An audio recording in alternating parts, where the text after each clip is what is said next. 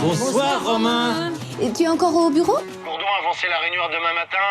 Besoin d'éviter un dîner avec les beaux-parents? T'es où, bordel? Je suis chez mes parents, t'attends. Cacher une infidélité? Oh putain! Ou encore préserver votre jardin secret? T'es là, bébé? Ouais, je suis là. Détendez-vous, on s'occupe de tout.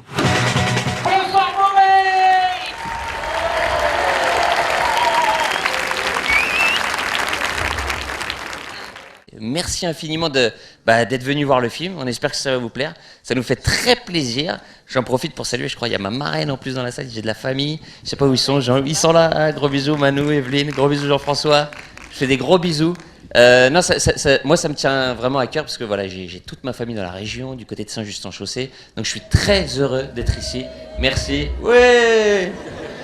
Alors, alibi.com, ça raconte l'histoire de 3 copains qui possèdent donc une société d'alibi. Donc une société d'alibi, c'est quoi? C'est une société qui permet qui aide ses clients à mentir à leur entourage. Donc voilà, donc ça peut être toutes sortes d'alibis, ça peut être un alibi qui sert à tromper son partenaire. T'as l'air de bien maîtriser le dossier, quoi. Non, c'est Julien, en fait on s'est inspiré de la vie de Julien, voilà, qui est un gros mytho dans la vie, et du coup ça nous a donné plein d'idées. Sa femme l'a fait cocu. Voilà, Julien est cocu, et du coup on s'est inspiré un peu de sa vie. Non, et ce sont des sociétés qui existent. C'est ça qui est assez incroyable, parce que l'idée est venue en découvrant un reportage à la télévision. Et on a trouvé ça complètement immoral et du coup un super sujet de comédie. Et dans la chronologie de l'idée, c'est venu à quel moment? Après les babysitting? Avant? Non, en fait l'idée est venue en 2009 ou 2010, donc vraiment en même temps que babysitting. En fait on n'arrivait pas à faire de film et du coup on avait beaucoup de temps pour trouver des idées. et du coup vraiment on a eu les 2 idées en même temps. Babysitting s'est fait avant parce que c'était un film moins cher et du coup c'était plus facile à monter financièrement. Après on a enchaîné sur Babysitting 2, mais on voulait vraiment revenir à un moment à cette idée qui nous plaisait beaucoup. Notre société cartonne, j'ai rencontré l'amour. En bref, tout allait bien dans ma vie. Je viens vous voir pour un ami marié. Et il vient de rencontrer une jeune femme avec qui il voudrait peut-être partir en week-end. Comment s'appelle votre ami? Son prénom, il s'appelle comment? Jean-Claude. Jusqu'au jour où j'ai rencontré mon beau-père. Coucou papa. Bonjour Jean-Claude. Gérard. Et ma belle-mère. Coucou maman. Ce sera le 30e anniversaire de notre mariage ce week-end. Et Gérard sera même pas là. Ah bon? Blou. Donc on retrouve une bonne partie de l'équipe de Babysitting. Bon, ça c'est les amis d'enfance, les amis Elodie qu'on a rencontrés sur Babysitting 2. Et après c'est vrai qu'il y a des nouveaux. Il y en a plein même des nouveaux qui nous ont fait... je suis désolé, il est très lourd. Non mais... Et pendant les tournages, c'est encore pire. C'est ce qu'il faisait pendant les tournages. Quand on tournait de nuit, par exemple, et qu'on avait froid, on avait des chaufferettes pour avoir chaud aux mains et aux pieds. Et lui, il mettait les chaufferettes dans son slip. Voilà. Et quand afin de réchauffer mes boules. Voilà. Et quand elles étaient un peu, la chaufferette était un peu moins chaude, il a donné aux gens de l'équipe technique, sans leur dire évidemment où il l'avait mise avant, en disant tiens, t'as froid aux mains. Du coup, il leur donnait. Et comme ça, il remettait une chaude dans son slip pour vous donner le niveau. C'est intéressant. Hein. Donc, s'il te propose des chaufferettes, refuse. Sache-le. Tout ce qu'il te propose, je refuse. C'est très bizarre. Donc c'est pour vous montrer le niveau. Désolé pour cette parenthèse. Et donc je disais, on a eu une chance incroyable, c'est d'avoir des acteurs fous dans le film, comme Nathalie Baye, ouais, voilà. comme Didier Bourdon, et plein de guests, un tas de guests qui nous ont fait l'honneur et la joie de venir tourner parfois une demi-journée, une nuit. Comme ta mère, ton père. C'est oui, ça. Voilà, justement, vous avez. Mais c'est vrai qu'il y a on beaucoup voulait de gens de ma venir à famille. ça. Vous avez vraiment des guests du coin. Il y a des guests du coin, effectivement. Il y a beaucoup de gens de ma famille. Même si vous avez été attentif, je cite Saint-Just-en-Chaussée.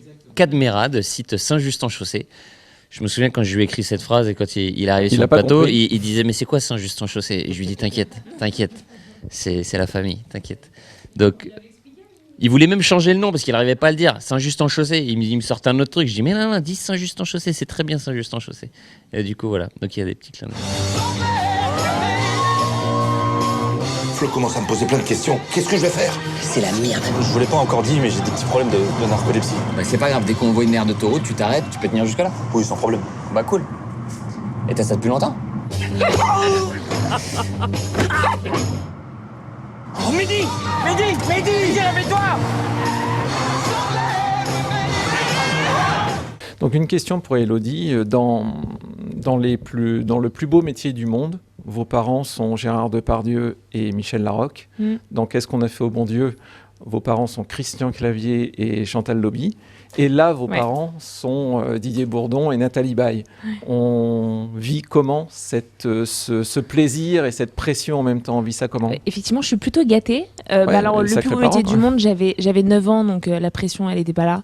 Je suis arrivée, je l'appelais GG à tout bout de champ, Gérard Depardieu, je me souviens. Donc, j'avais aucune pression, je ne me rendais pas compte. Maintenant, un petit peu plus quand même. Donc, non, en fait, il y a le premier effet qui se coule, où on se dit « Ah, je vais tourner avec Didier Bourdon et Nathalie Baye, c'est génial !» On est trop content, parce que c'est quand même une grande fierté de tourner à côté d'eux. Et au moment du tournage, il y a le deuxième effet qui se coule, où on se dit « Ok, donc en fait, j'ai hyper la trouille, c'est hyper angoissant. » Mais tous, comme Nathalie et Didier, j'ai eu un gros coup de cœur pour eux deux, notamment. Mais c'est des acteurs très, très généreux, très bienveillants.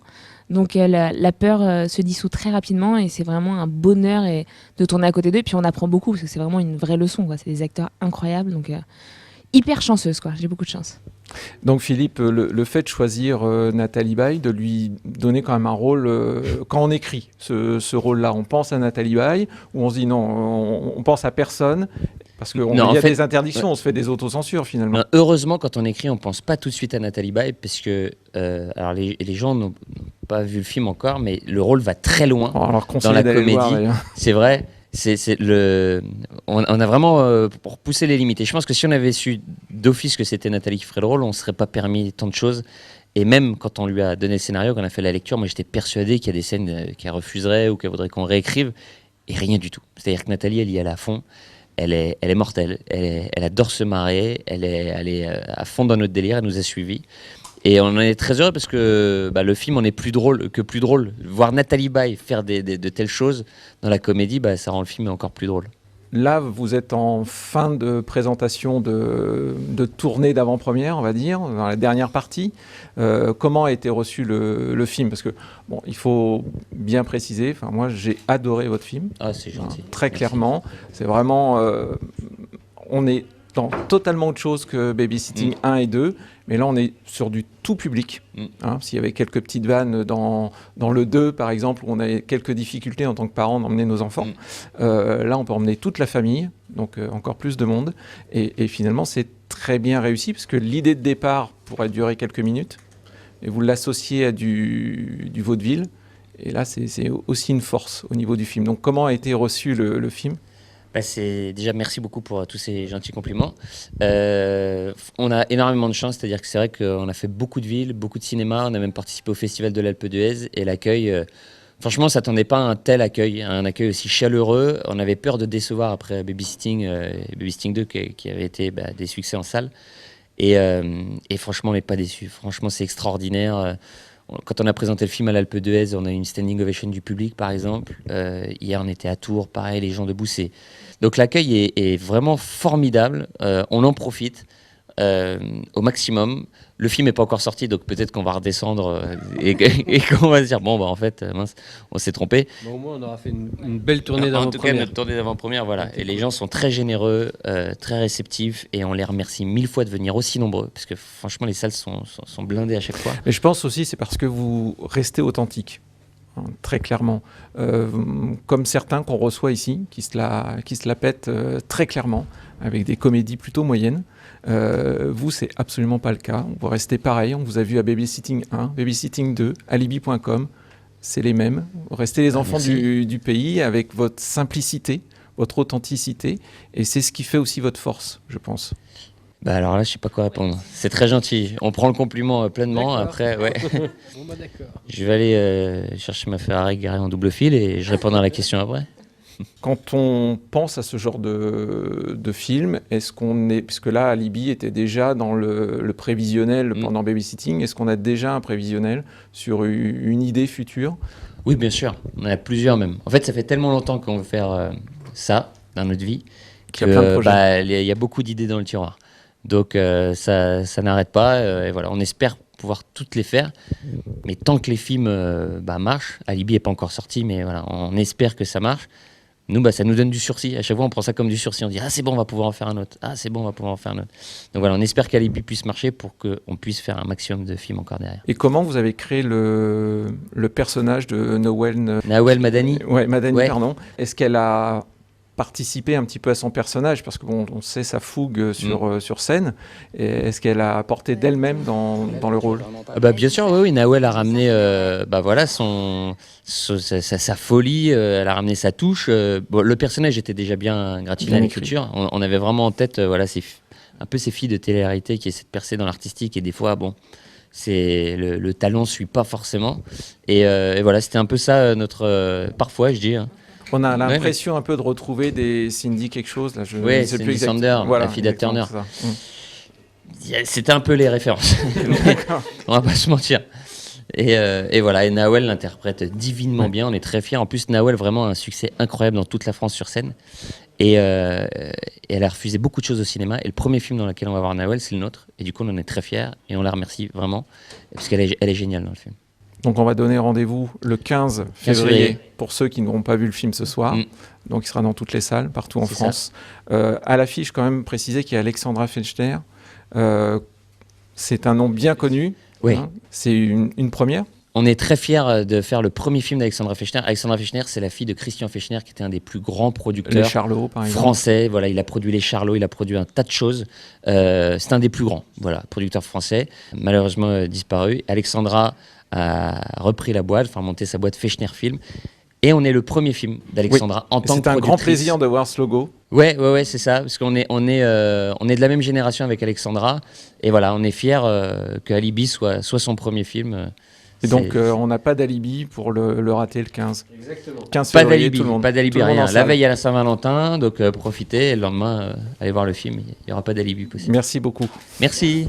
Bon, écoutez, on va peut-être vous laisser regarder le film tout simplement. Sachez qu'il y a plein de surprises en tout cas dans le film. C'est vrai qu'on parle de Beauvais, on parle de Saint-Just-en-Chaussée, il y a plein de petites dédicaces, et il y a plein d'acteurs qui nous ont fait vraiment un honneur et voilà, à venir participer. Ils sont venus jouer un jour ou deux. On va pas vous dire toutes les surprises qu'il y a dans le film, mais il y en a plein. Voilà. Donc kiffez votre soirée. Merci encore 1000 fois d'être venus en nombre. Gros bisous, bonne soirée et merci. Vive Beauvais. Gros bisous. Bonne soirée, merci Beauvais. Merci beaucoup. Tu sais ce que c'est ton problème? Tu sais pas mentir. Je vais te dire toute la vérité. Ah, c'est faux! Bah, qu'est-ce qu'il te prend? Il a encore rien dit.